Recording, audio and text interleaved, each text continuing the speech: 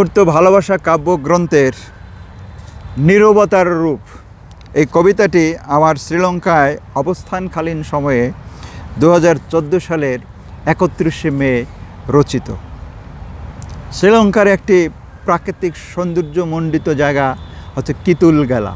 সেই কিতুলগালা পরিদর্শনে গিয়ে সে প্রাকৃতিক সৌন্দর্যে বিমোহিত হয়ে আমি কবিতাটি লিখেছিলাম।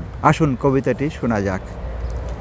শ্রীলঙ্কার কিতুলগালার পাথর নিরাপত্তার অপরূপ রূপের মাঝে আমি নিজেকে হারিয়েছি।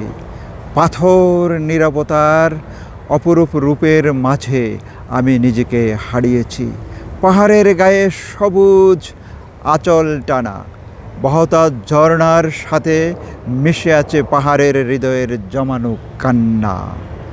তার অপরূপ রূপ দেখার কেউ নেই, তাই কাঁদে আইবুড়ু পাহাড় কন্যা।